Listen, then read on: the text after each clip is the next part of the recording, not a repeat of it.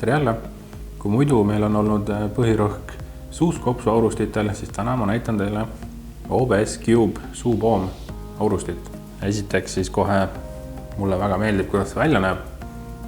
Väga ilus ja stiilne, pluss tal on selline mattvärv ja muidugi ka ülihea maitse ja nagu just nägite, siis päris korralikud aurupilved tulevad. OBS Cube suupoom aurusti on siis ehituselt muidu väga lihtne, tal on alumine õhuvool, rõngas käib väga korralikult, jääb ilusti kinni. Mulle isiklikult meeldib kuskil poole peal seda hoida. Samuti tal on siis pealt poolt täitmine.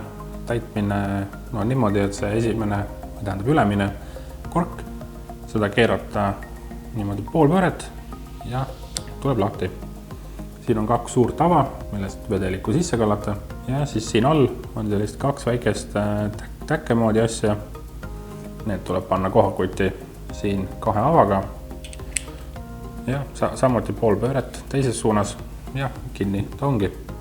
Väga lihtne. OBS Cube suupoom aurusti saab oma laitmatu maitse ja selle suure aurupilve oma koilist. See on M1 Mesh Coil 0,2 oomine. Tema parim vatti vahemik on 65–75 vatti, kuid üldine vahemik on 50–80 vatti. Ja miks see Mesh küttekeha nii hea on, see on tema ehituse pärast. Tal on väga suur ja lai kokkupuude villaga, mistõttu on ka kuumutamine ühtlane, sellepärast ka väga hea maitse. Samuti Mesh küttekeha läheb kuumaks ka palju kiiremini kui tavalised küttekehad, samuti ta ka läheb jahedamaks palju kiiremini. Tänu sellele küttekeha töötab ja annab laitmatu maitse kogu oma eluea jooksul. Samuti on tal ka selline hea asi, et ma ei tea, kas te olete märganud, aga mõndade, eriti just suupoom aurustitega on see teema, et kui te olete seda natukene mingiks paariks tunniks või isegi rohkem jätnud lava peale ja tahate siis uuesti veipima hakata, vajutate nuppu, siis käib räme praks ja mõnikord ka siit sülitab vedelikku välja. Mesh-tüüpi küttekehal sellist probleemi ei ole absoluutselt. Ja üks väga hea asi veel, mis selle küttekeha juures on see, et ta ehitus on täpselt samasugune nagu paljude teiste tootjate oma. Näiteks Mock Baby küttekehad, Joyeteki Pro C küttekehad, E-Leafil on need HV küttekehad,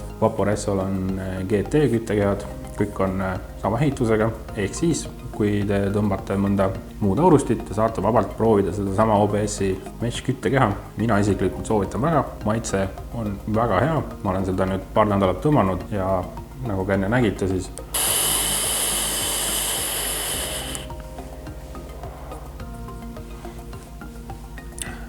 päris korralikud aurupilved tulevad.